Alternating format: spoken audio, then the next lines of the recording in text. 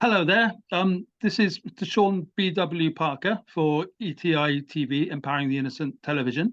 And we're talking this week to Jane Metcalfe, who is a specialist and the community voice piece of Mr. Robin Garbutt, who for the last 10, 15 years, we'll get into the specific dates in a minute, has been locked up as a prisoner maintaining innocence for the murder of his wife, as the justice system said at that time, up north. And there are lots of details in this case as to why Mr. Garbutt is innocent. He's still vociferously maintaining that.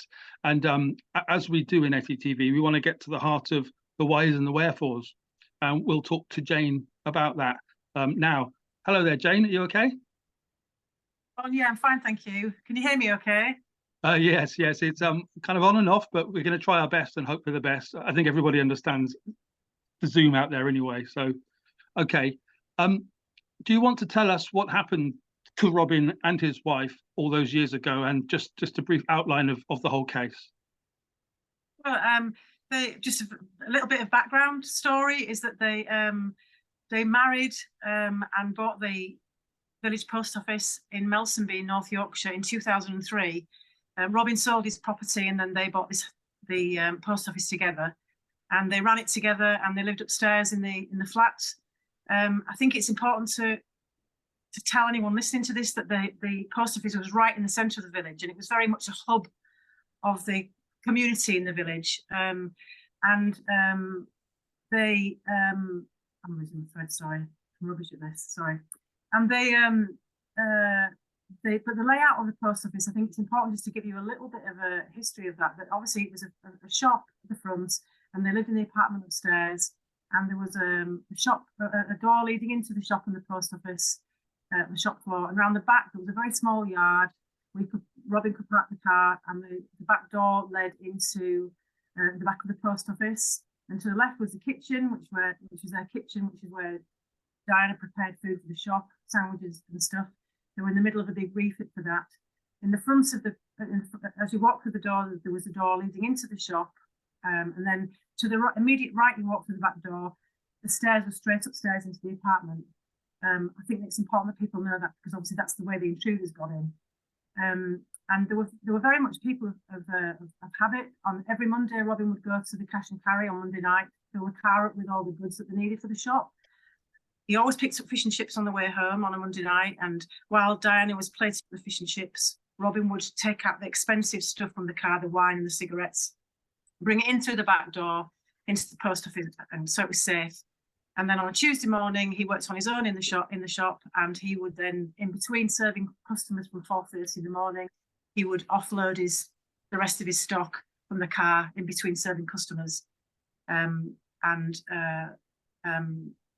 They said they were very much creatures of habit, and that happened every Monday and Tuesday.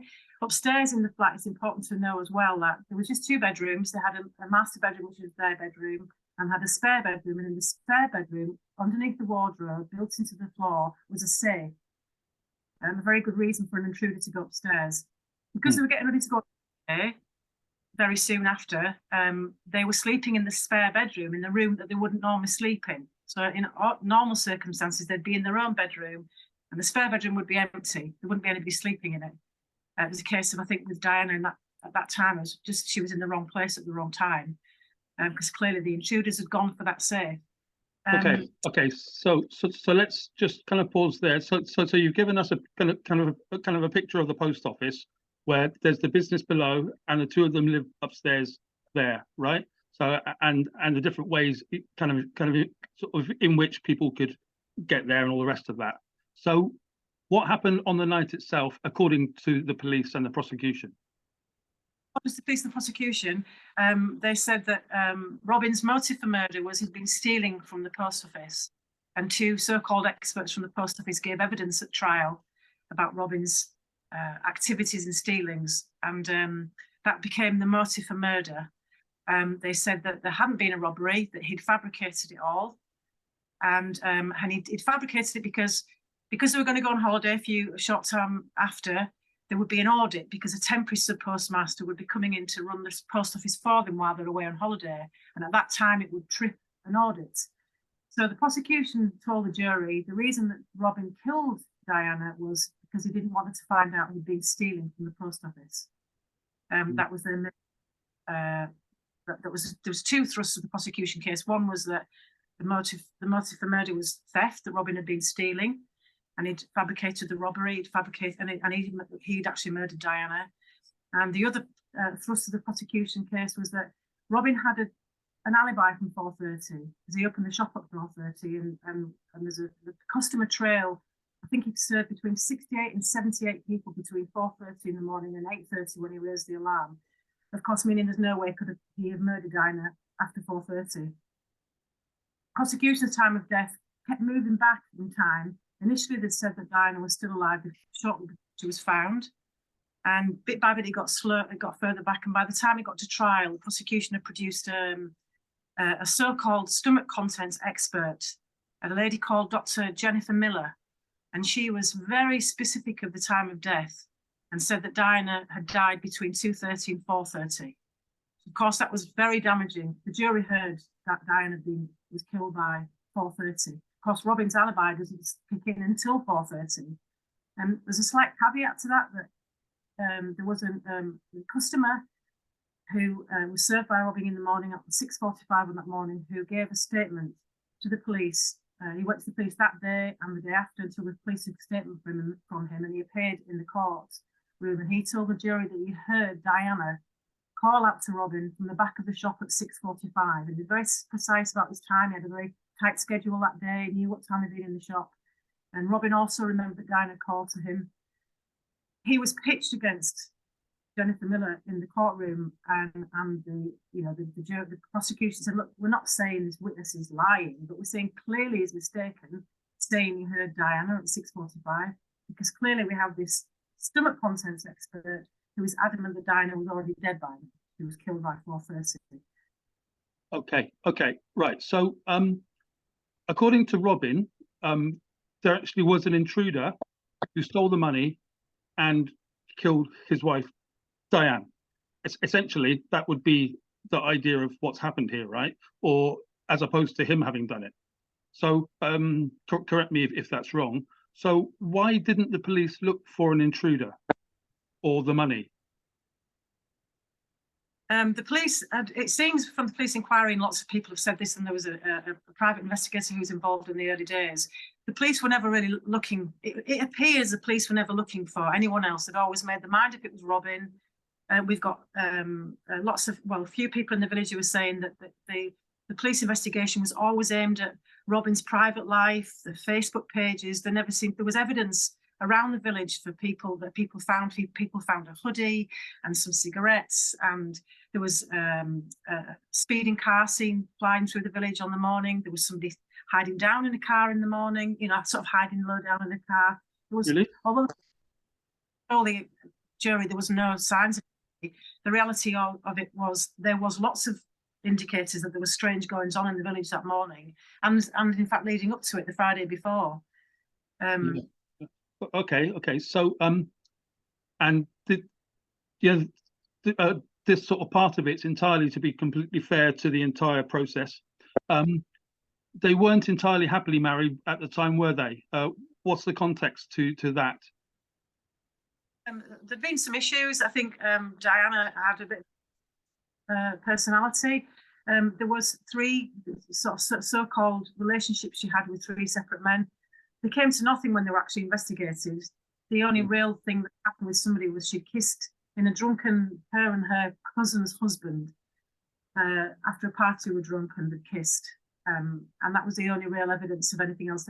Another chap that she'd been friendly with, but it was just flirtation. There was no evidence to suggest anything other. Diana had been on a dating agency, like looking at a dating app the night before, but she hadn't actually done anything. She hadn't engaged with anybody. She was just looking at it.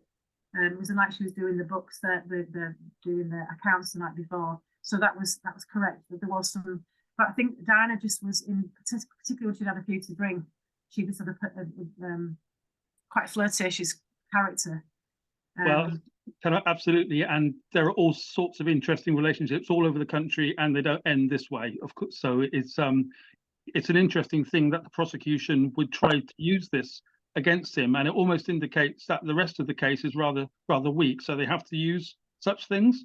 Is that a correct reading? In the barrel, I mean, there was no. I must remember to tell you that there was absolutely no forensic evidence linking Robin to this crime at all. There was no forensic evidence on the murder weapon at the crime scene. There was no blood spatter. Nothing. He cannot be linked forensically to any of it.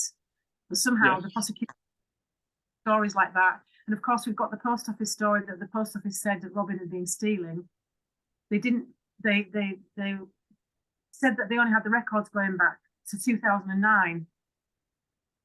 Robin said to the other night, actually, anybody in business by law has to keep records going back 7 years when you're in business. The post office said they didn't have the records. So they were only showing the jury a tiny window of Robin's records. And from that tiny record, they said, look, there's a pattern here of fraud. When after trial and after Robin had been convicted, of course, these records that they said didn't exist. Of course, they did exist. They went right back to the very beginning of when Robin and Diana took the post office over. And the patterns that they tried to say were Robin stealing were not at all. There were certain times of the year, Christmas, winter fuel payments, when postmasters needed more money in the till because they were paying much more money out. And all the patterns were the same all the way through from when they first took over the post office. And of course, in between those times, there'd been lots of audits, or enough audits picked up if there'd been some sort of skullduggery going on with either Robin or Diana stealing anything. So that the so-called post office experts, one was called Mr. Whitaker, one was called Mr. Keithley. They said we see this regularly. They were relying on their expert eye. They said we see this as an ongoing fraud, similar to what we see in all our prosecutions. Well, of course, since that time, we know that there's been a terrible scandal. It's still been uncovered now with the Post Office Horizon cases where hundreds of sub-postmasters were wrongfully convicted of stealing, some went to prison. Prosecutor paid back thousands of pounds. Of course, the jury didn't know that. The jury were never exposed to the fact that we've got this terrible scandal that's about to appear as well. Yes, so just to pause you here, when it comes to the Horizon scandal, which just to let the viewers know, as you've just said, lots and lots of postmasters put away for having done nothing wrong, but computer says no about accounting, and that's been exposed now, and they're getting compensation, and it's been apologized to, etc. What happened with Robin and kind of Diane was not dissimilar time, and is there any chance that it's somehow connected to all that business, and that's the reason that it hasn't been investigated as it should have? Because we're seeing that it hasn't been investigated as it should have, aren't we? Robin, yeah, I mean, it absolutely is linked, because the data that the post office took was from Horizon, but they couldn't ever. They never came with any specific dates. They never said, right, you can see here on this date and this date and this date. There was some stealing going on. There was money should have been here and it wasn't here. There was nothing. It was just an overall view. These two guys, Mr. Keithley and Mr.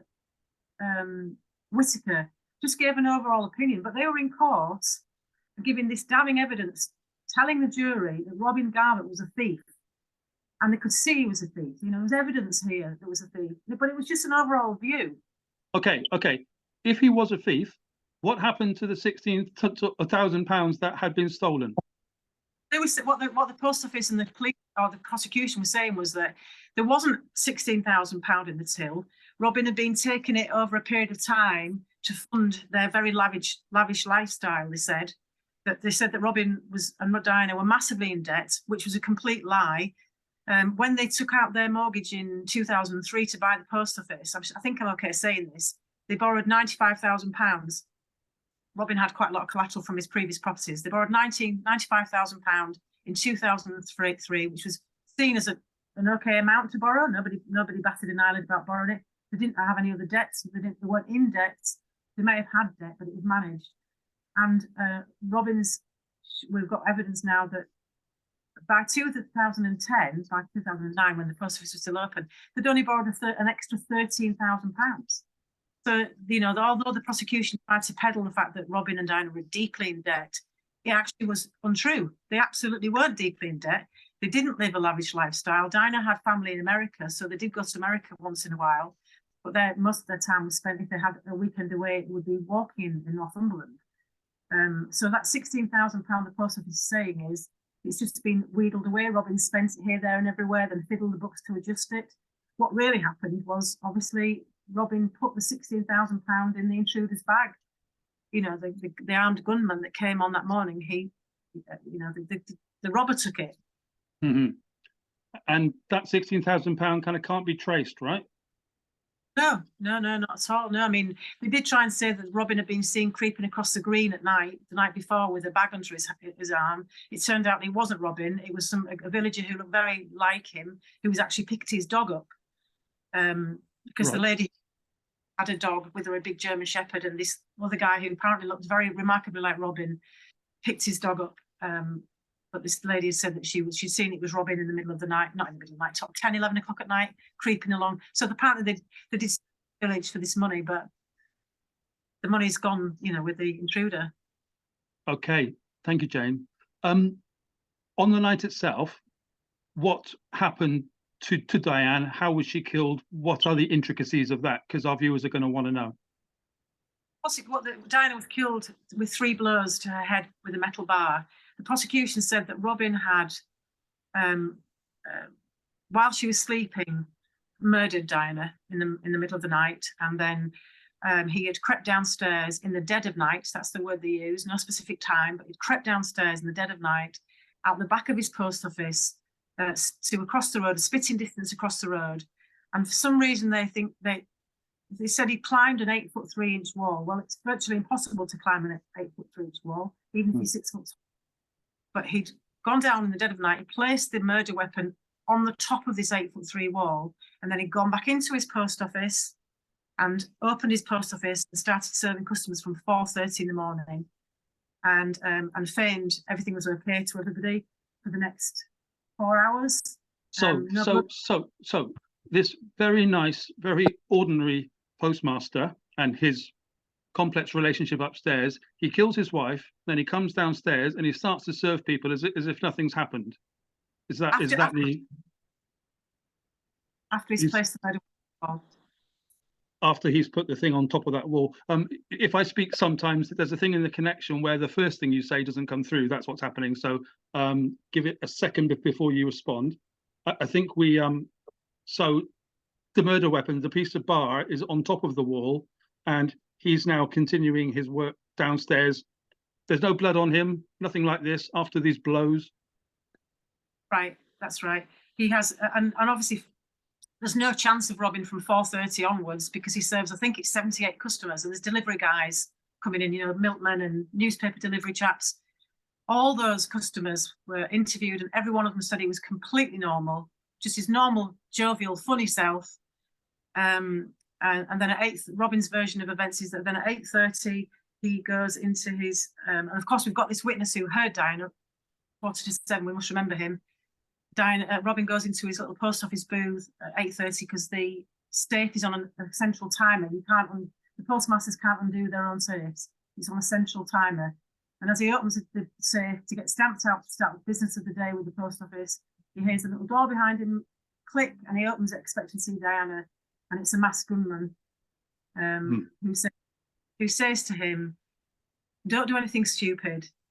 We've got your wife." So Robin does as he's told. He loads the bag up with the contents of the safe and the till. The guy goes out the back door, and then Robin runs upstairs. He doesn't set any alarms. He's criticised that massively for that for some bizarre reason. They think that he should have gone round and pressed all these alarms. He doesn't do that. He runs straight upstairs and finds Diana, and he phones the emergency services. And of course, when they arrive, they confirm the very worst. Okay. Thank you. So we have a kind of good idea of what actually happened there that evening and what he says and all the rest of it. Can you tell us a little bit about Robin? What's he like? Because you know him a little bit, don't you? long time. I knew him initially when he was in a long-term relationship with my good friend Claire, and then obviously a lot of people got back in touch with him and his family when all this terrible thing happened. I mean, Claire, my friend, she actually came down from London to be at court to give a character witness for Robin. Gathered 500 statements. They went right back to his primary school to try and find anything on him, and there was nothing on him other than nobody can say anything but nice things about Robin. He was a hard-working lad, funny, kind, very much a family man, loved his job in the village, adored Diana. Yeah, they had a few issues, but what relationship doesn't have issues? Never been a man of any violence, never been a man to even lose his temper. A very gentle, kind person. And his whole family they're all just lovely people, you know. And the terrifying thing is that for this to have happened to someone as lovely as him, it means it can happen to absolutely any one of us. Well, that's kind of exactly what Empowering the Innocent's kind of all about, of course. What do you think was going on in the minds of the jury in the jury room, which we're never allowed to know what they talked about? How do you think they come to the conclusion that they did? There were some very good witnesses for the prosecution. Well, I'm saying the three experts. There's only really three experts in the prosecution, which one was Dr. Miller for the time of death, and I'm told that she was adamant about this time of death. She was then discredited a year later. After Robin was convicted, there was another murder conviction that she was involved in, or a murder trial, should I say, that she was involved in, and she completely contradicted herself in the second. It was called the Tabak murder. It was a girl that had been murdered. She's also doing her stomach content science again, but she comes up with a different conclusion, completely different conclusion, and she contradicts herself. And so other experts get involved to look at her evidence that she gave at Robin's trial, and top experts, even the guy who wrote the book she was working from, discredited her and said she's got all her science wrong. You know, the timing of death is no exact science. You can't give an exact time of death. It's impossible unless there's a witness. Everybody's body decomposes at different stages, so rigor mortis isn't a good indicator. Hypostasis, which is pooling of blood on the skin if you're laid forward or you're laying back, and stomach contents. It cannot be, but she was so precise. So across the following year, the following couple of years, her evidence was discredited, and she was discredited. It doesn't seem to have made any difference with the Criminal Case Review Commission, of course. Thank you. What have the CCRC said? Because I know you're mid-process, it's a long process with them. What's their angle on Robin at the moment, CCRC? The CCRC, Robin's been with the CCRC tragically since 2015, and they have turned him down 3 times. He had new and fresh evidence being things like the post office evidence. Obviously, the post office who gave evidence against him. There was a massive judgment in 2019, which brought about all these sub-postmasters that had been wrongfully convicted, and the post office was slammed about how they treated people. It wasn't just the computer system; it was just the whole thing was corrupt.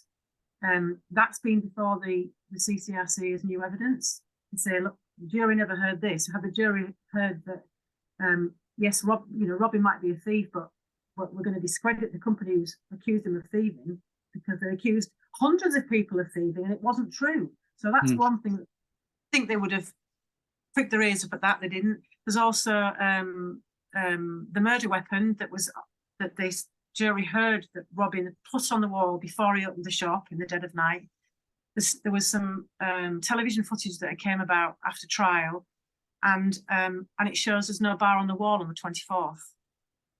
You know, so the jury heard there's a bar on the wall because Robin placed it there in the dead of night after he murdered Diana. They also were told that he murdered Diana while she was sleeping. But I've gone off tangent a bit here, Sean, but there's a very important piece of evidence. Diana wasn't, the crime scene photographs show that Diana can't have been asleep. There's clearly evidence of a fight. Lamps have been knocked over, mirrors have been knocked over. And in the position where Diana's hand was, there was a clump of hair that was found, that was photographed by the crime scene team, forensics. It wasn't Diana's hair, and it wasn't Robin's hair, and it was lost. That would have been a huge help to the defence. So of course, then we've got this murder weapon that Robin had placed. They said on the jury heard that Robin placed the murder weapon on the wall. After trial, there's this footage comes about showing there is no bar on the wall, no murder weapon on the wall the day after. The jury never heard that. The jury never heard that. The CCRC said, "Oh, it's a bit grainy, the footage," and they say something along the lines of, "Well, a member of the public could have moved it." So what they're saying is, Robin's placed it there. A member of public could have moved it, and then someone's put it back because the police find it on the 25th and take photographs of it in this position that they said Robin had found it. Robin had left it. Sorry. No, understood. Thank you. The whole thing appears, as we come to a close of our summary of this whole sad story, is that it was a case built, and then the more the investigation happens after the fact, after the verdict, the actual truth of things is kind of coming to light. But that's too embarrassing and possibly expensive to admit. Though it's amazing they've turned it down 3 times at CCRC. What do you think is their reasoning for that? Their executive reasoning? Do you have any clue? Yeah, I used to think that they weren't getting it, because there's another piece of evidence that they've turned away as well. There's the police officer that was involved. His DNA was on the murder weapon, and they somehow managed to talk that away. So the jury heard that there was DNA of this police officer on the murder weapon that was found, even though he hadn't touched it. After the trial, there was also more evidence came out of the DNA on the murder weapon. On the crime scene, which was the pillowcase where Diana was killed, and there is the same police officer's DNA is at the crime scene as well. He never went into the crime scene. He was actually on leave at the day of the murder, and he never had to come up with an alibi. That's also gone to the CCRC. They've also said we're not bothered. The CCRC obviously was set up to help people like Robin, and I used to think they just weren't getting it. And when I've helped with the applications, we've said, look, make this really basic. Try and go back to basics. Don't be too academic with the application, because they're not getting it. But now I'm sure that they are getting it. I'm sure that they have a reason. They are protecting their own system, which is the criminal justice system. And I think that they think that the criminal justice system shouldn't be seen to be making mistakes. Well, of course it makes mistakes. Every system on planet makes mistakes. The tragedy I find is when someone's wrongfully convicted, that's bad enough. But you try and get into the system or turn to the system it's supposed to.